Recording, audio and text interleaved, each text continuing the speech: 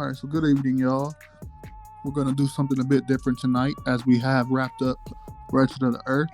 Our Comrade Jamie tonight, rather than us doing a reading, is going to do a 20-minute presentation about Chile, Pinochet, the CIA, and Salvador Allende.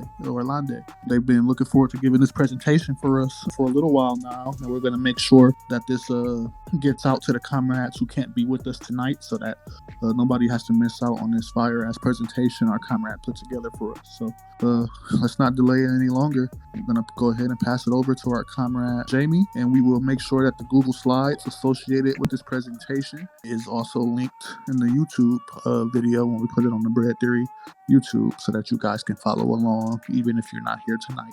Without further ado, Jamie, take it away.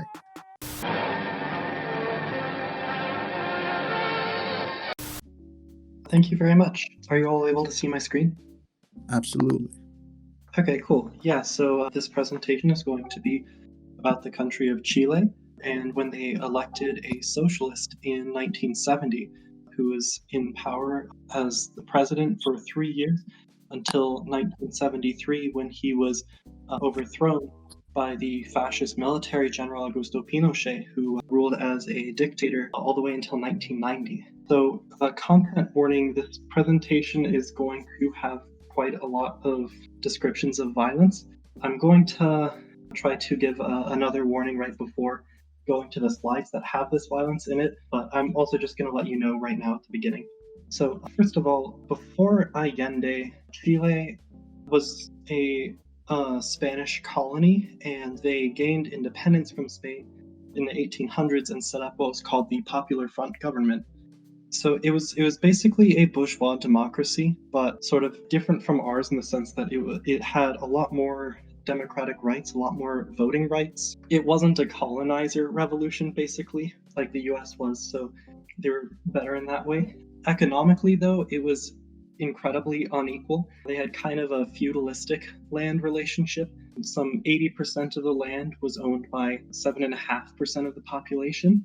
There were people that were trying to move from the farms into the cities, but the cities didn't have enough housing, so shanty towns like this one on the top here would be set up basically overnight so that people could just be near the cities and have better work.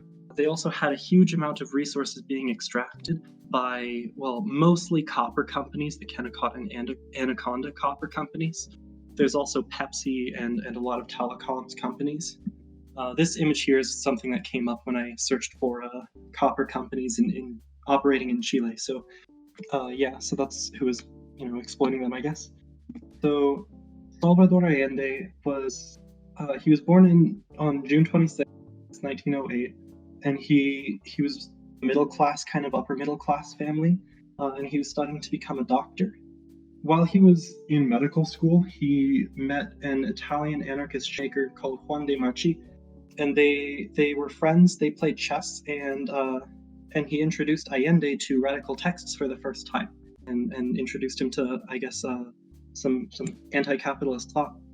So when he did get his doctor's lights, and he was treating the poor, he saw sickness in a class context for the first time. And so with the theory and the real world experience, that's how he became radicalized and became a socialist.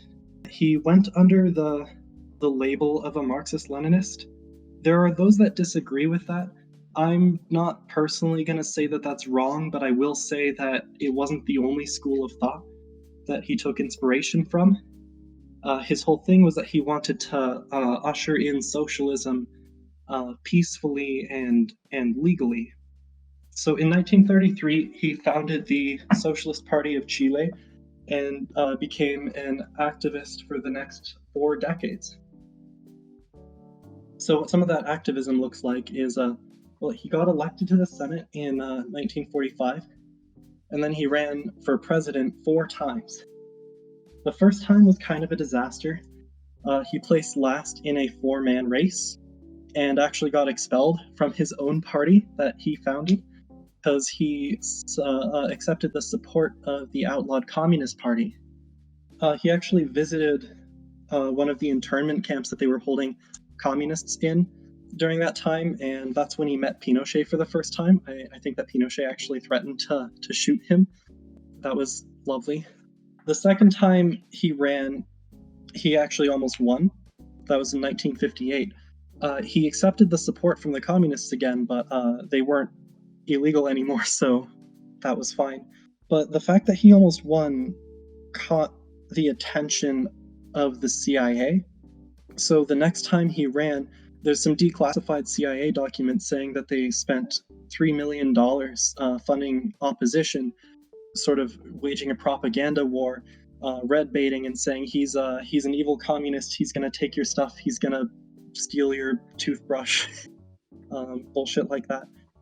But that did not stop him from running a fourth time in 1970, and he actually just barely managed to win. It was a three-man race between three candidates, and he got 36% of the vote. So it was very close, but he won despite the opposition funding from the CIA. Once he was in office, he totally legally again, working within the framework of the Chilean constitution, did some land reform. So, I said earlier that there was a small percent of the population that owned the overwhelming majority of the land. So he had that redistributed downwards. And also note here, I'm not going to talk about this a huge amount, but there was a bit sort of a simultaneous revolution from below, where there were peasants and workers that were taking over land and factories on their own accord. Nationalized 12 of the 20 biggest companies in Chile over just the 3-year duration that he was in office. That included the copper companies, which again were the biggest and most exploitative. When they expropriated the land, though, they actually compensated the business owners, but the value that they used for reference was the value that the land was worth on their taxes. They knew that they were underreporting the value, and so that kind of came to bite them in the ass later. He also increased access to education and healthcare and increased the quality of them, and introduced a policy where school children and nursing mothers would be given 1 glass of milk to decrease malnutrition. They also had anti-illiteracy campaigns, raised the minimum wage, reduced rent, things like that to benefit the working class. So I'm going to be talking about some racism from the US, so content warning there. Initially, the reaction from American leadership was negative. There's recordings of Nixon talking with his cabinet, and saying, what did the State Department do? Did they deny the results of the election? So, just first thing, they were immediately talking about how to undermine the democracy in Chile. They just did not give a shit about the will of the people. And the CIA started to pump money and training into right-wing paramilitaries in Chile. There wasn't just one coup attempt that happened to be successful in 1973. They had a number of them while Allende was in office, and actually the first one was before Allende was in office. It was just after the election in October 1970. During that coup attempt, they assassinated the head of the armed forces. It was intense, but when that coup attempt failed, they instead waged economic warfare trying to create coup conditions.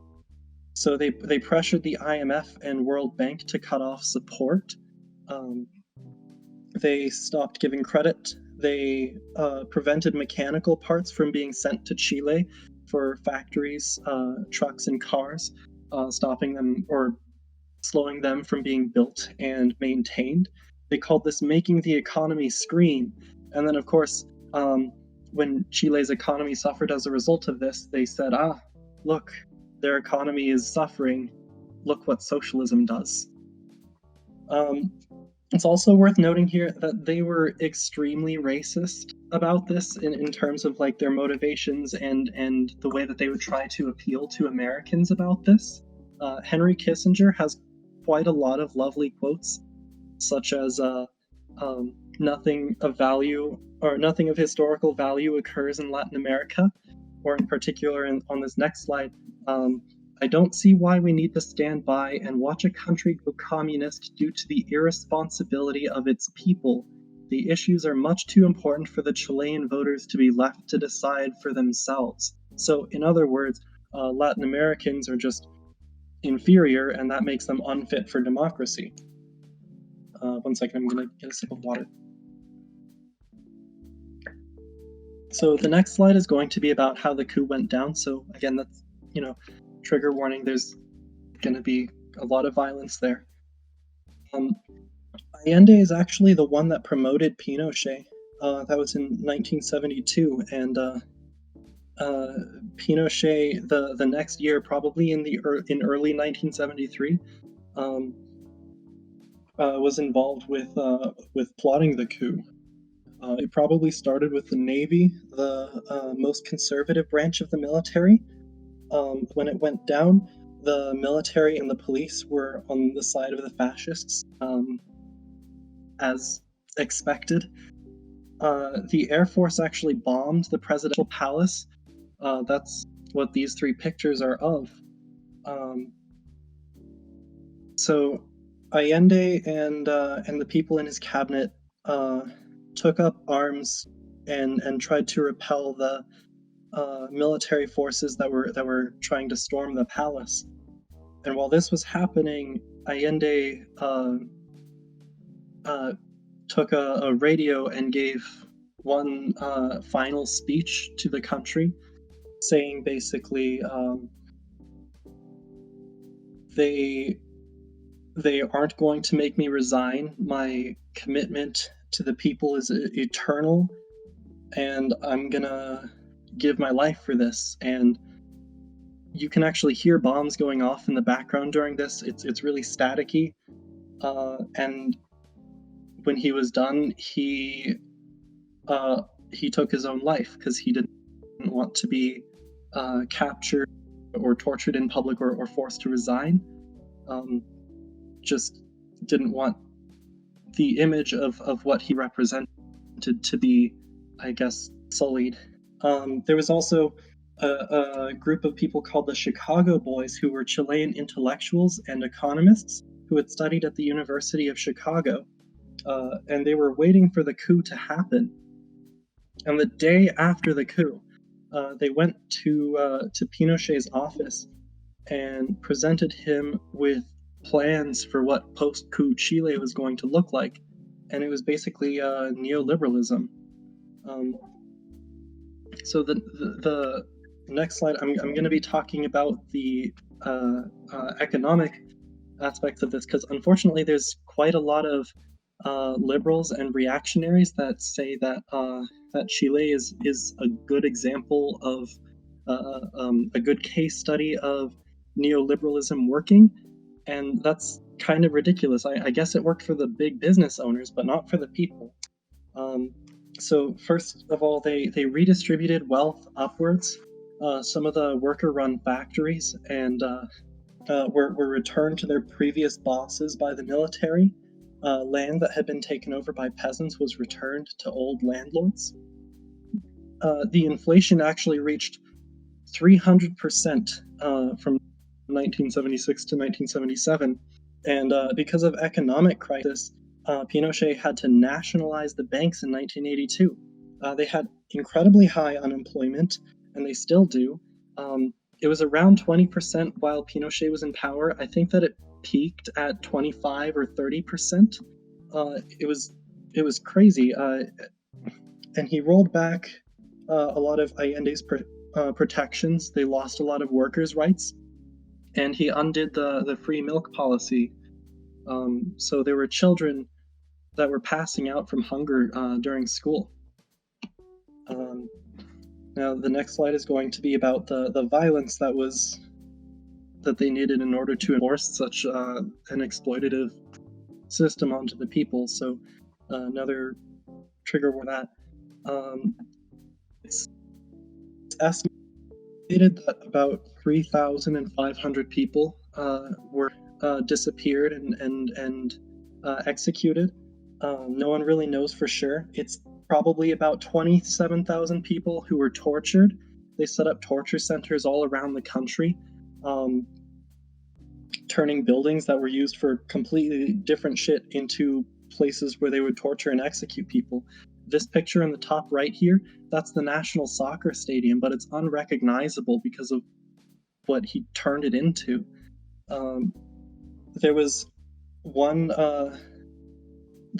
center called the Colonia Dignidad, which was set up and run by Nazis, like not Nazi supporters, but Nazi officers from Germany that left for Chile after World War II and then kept doing Nazi shit. I haven't looked it up, but I've heard of their testimonies from survivors, which are horrifying. They also did what was called the Caravan of Death, where they started from the southern end of the country and flew helicopters over the country, and they would shoot people, but they would also take them into the helicopters and then fly them out over the ocean and then push them out to kill them that way. The point of this was that they wanted to terrorize the people. There's Chilean police and military who testified that that's what they were trying to do.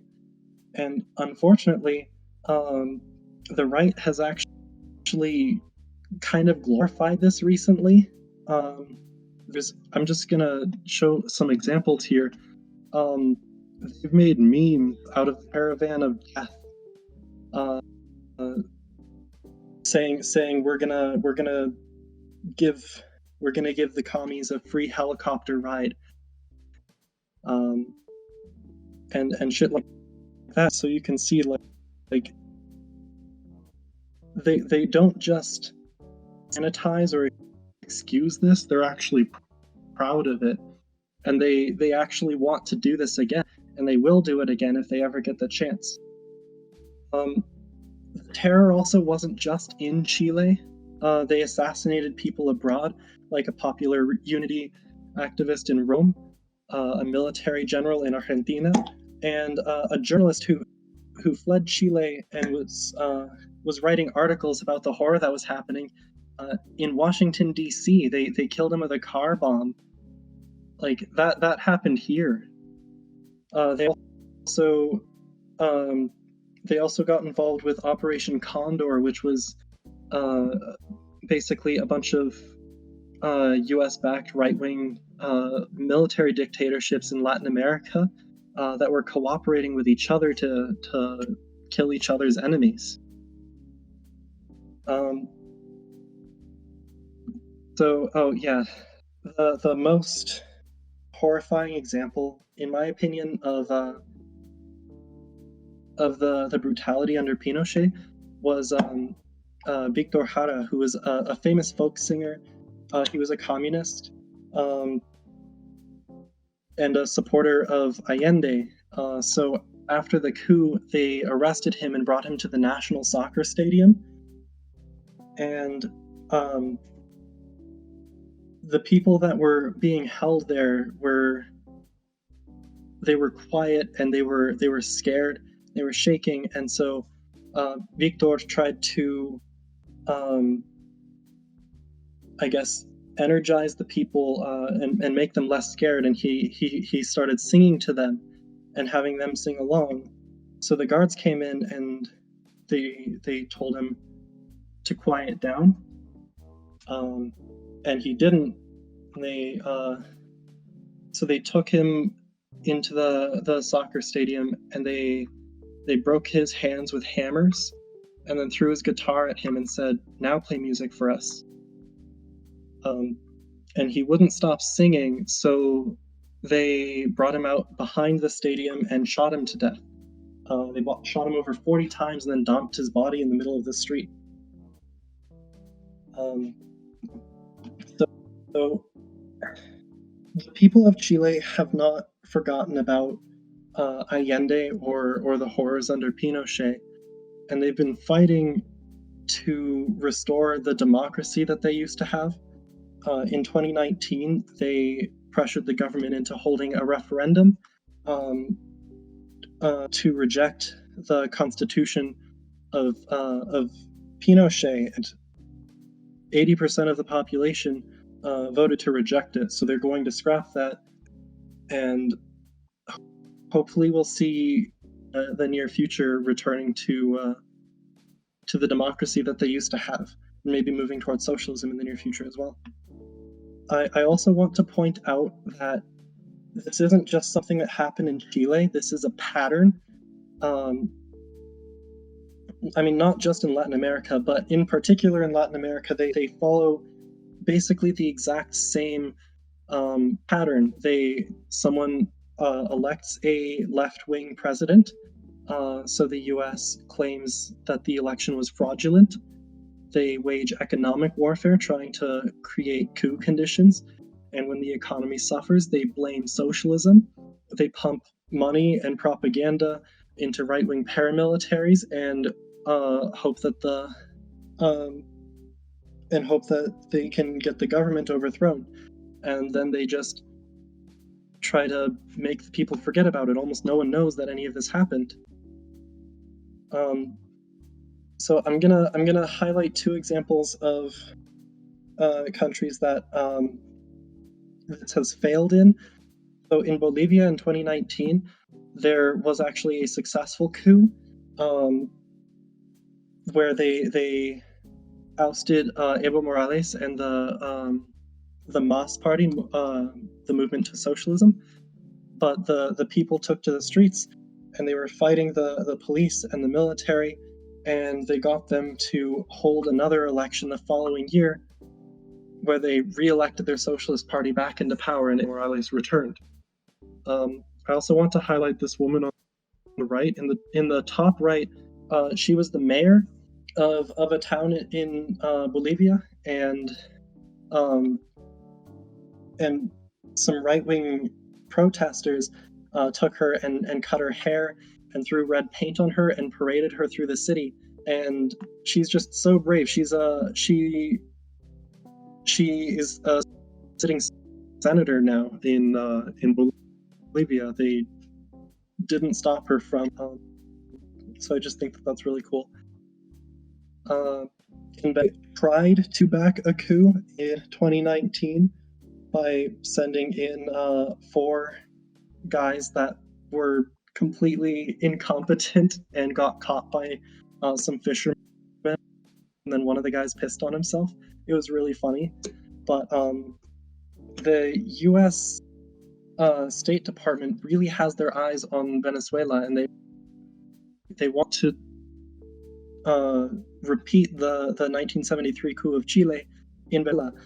So the Biden administration increased sanctions on the country, and then told Maduro that he has to negotiate with the opposition leader for him to lift those sanctions. So I just want you to imagine if after the January 6th event, where there were fascists that stormed our capital, if, say, Putin unilaterally decided to cut off trade between this and China, like our economy would collapse without trade with China. And then if he said, okay, now you have to negotiate with Trump if you want to have this trade again, it's evil, and it's manipulative, and it's insidious. So I guess what I want people to take away from this is that as socialists, we have to stay vigilant and support the people of Latin America and oppose American aggression on the socialist governments. Thank you. That's the end. Any questions? First and foremost, thank you, Comrade Jamie. Can we get a W in the chat for Jamie? They really did a good job on that presentation for us, y'all. If you have questions, as always, make sure to just type stack in the chat, and we'll call on y'all in order. So one question I kind of want to know more about this Pinochet fascist. So it sounds like at some point he managed to get the trust of Allende in order to be able to have enough of a relationship, or Allende would kind of tap him for promotion. You were talking about how he kind of helped Pinochet rise up. Could you talk a little bit more about that and what that kind of relationship looked like? So I guess one thing I want to say is that Allende actually never found out that Pinochet was behind the coup. While it was going down, he was asking the people in his office, "Where's Pinochet? We need him to help us and protect us." And meanwhile, Pinochet was actually giving orders to the people that were carrying out this coup. I'm a little unclear about why he trusted Pinochet in particular. Apparently, the reason that he promoted Pinochet was because the previous head of the military, General Carlos Prat, had a series of embarrassments after a trucker strike that was led by petty bourgeois. Wow. Again, like they met in this internment camp for communists that Pinochet was overseeing, and Pinochet threatened to shoot Allende. So I'm not really sure, like, if he forgot about that or something. Like, it's just I don't actually understand, honestly. I understand. Thank you for that. So what specifically about this example of fascist overthrow of the Chilean government, what about it specifically inspired you to kind of want to give a presentation as opposed to some other examples of the same sort of thing happening in other countries? What stuck out about this one specifically for you? I guess it's that so in a lot of something that's different about Chile's socialist revolution in particular is that they did everything by the rules and did it completely legally, and they still conduct this incredible violence in the country, and the US still backed that, which I guess really shows that, like, it's never about the rules or about stopping authoritarianism, whatever that even means.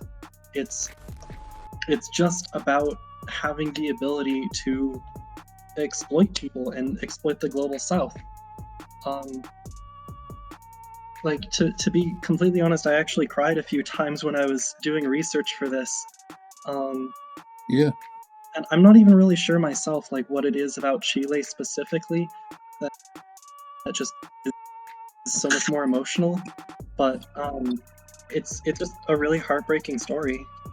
It is, and I'm glad you shared it with us. When you hear about it, it is really, it's a cautionary tale on if we're going to go as far as revolution, why we have to be willing to violently uphold it and violently defend it, because they will not hesitate to resort to violence in order to take away our revolutionary gains. I mean, not only in just killing the leadership, or in this case, kind of forcing the Comrade Allende into a suicide situation, but also quite literally taking away the material gains. You mentioned how as soon as they could, they undid the land reform and got the land back to the former landlords. I think you said they did the same thing with the businesses as well.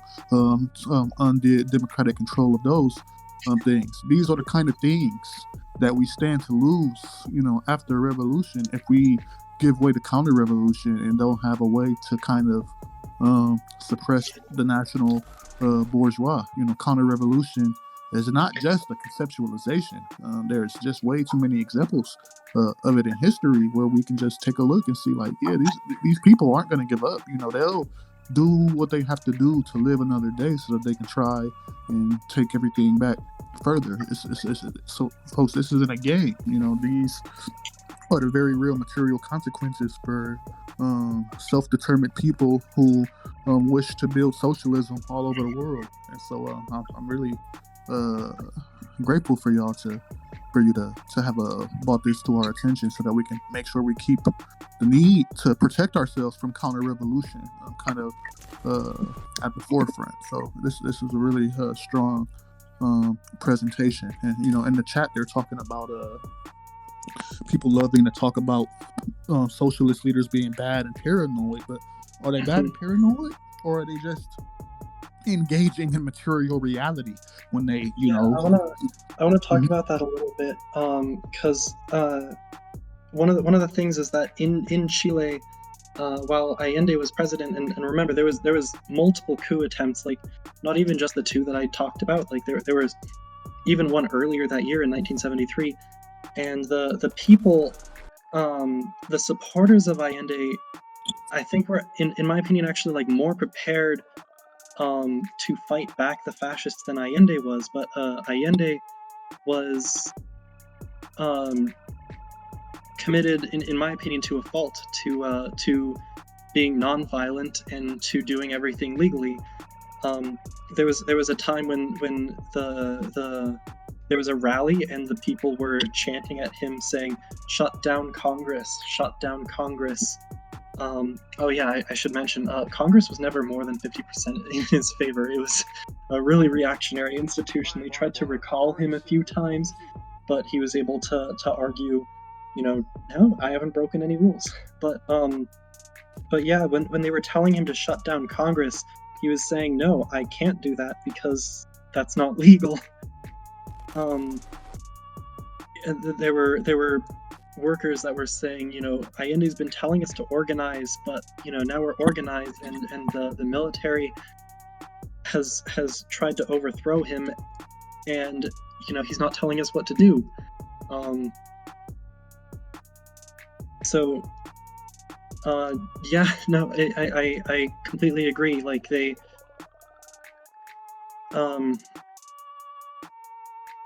without sounding, like I'm armchair critiquing and telling him, oh, you should have done this, you should have, maybe it is a lesson that we have to be prepared to use violence to put down violence, I guess. Yeah, if you put down the gun, you have to pick up the gun, and that's just the way it is. It's something many comrades have had to find out throughout history, not just Allende, but even well, I wouldn't even think of as socialist movements here have been dealt with violently. You think about like a Huey Long here in America, where you think about, if you want to go socialist minded, you think about Thomas Sankara and how he was violently opposed despite trying to do things through reform and trying to deal with this imperialist situation in as nonviolent a way as possible. But as the comrade Kwame Ture told us, the problem with nonviolence working is that it will require your opponent to have a conscience, and these fascists, they don't have one. It's and as Gak is pointing out in the chat, it's very human, for them to act in a violent way, towards nonviolence, but it's also human to want to engage in nonviolence. But when you talk about in dealing with material reality, the imperialist construct, the colonial construct that we're all trying to get the boot off of our necks from, is violent itself. So everything we're engaging in is self-defense. You know what I mean? Everything we're doing, everything we're engaging in is self-defense. The situation that we find ourselves in is violence personified, and we're not going to get ourselves out this situation with nonviolence. We think about the people who advocate democratic reform to this day, and the fundamental flaw with their analysis is that they assume that the state is a neutral arbiter who will just allow things to proceed neutrally and then work with whoever wins these kind of bourgeois elections. But as we see in the case of Chile, as we see in the case of many other examples, there is no neutral arbiter state. The state has an agenda, that agenda is to uphold capital and protect the profit motive of the fascist corporations, and they'll do everything that they can to uphold that. And so we know that historically, and we have to adjust accordingly. And I think that's the important takeaway. So yeah, again, Jamie, thank you for your presentation. It was really strong. We're gonna make sure to get that up. Is there any final thoughts you'd like to share before we go ahead and wrap up for the night? I guess just that I agree 100%. Between the forces of reaction and the forces of revolution, you can't really be neutral. You have to pick a side.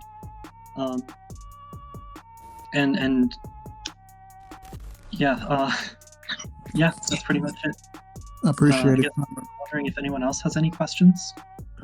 Yeah. I don't think anybody else had questions. Everybody was kind of sharing their thoughts in the chat. We can we'll go ahead and wrap up. If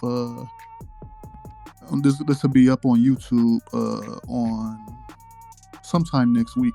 We have a few other things that we need to get edited, but as soon as we can get it there, we'll make sure to get this edited and put up. Jamie's going to leave the link to the Google Slides in the current topic discussion, which one of the comrades will then pin so that it's easily accessible for y'all. This was a fantastic presentation. We really learned a lot. Y'all can also check out the Rev Left episode if you guys also want to know more about it, which will also be in the current topic discussion. We're going to work on a Google Doc that kind of separates things into sections so that y'all can more easily find the stuff that we've been talking about rather than having to sift through all these goddamn pins.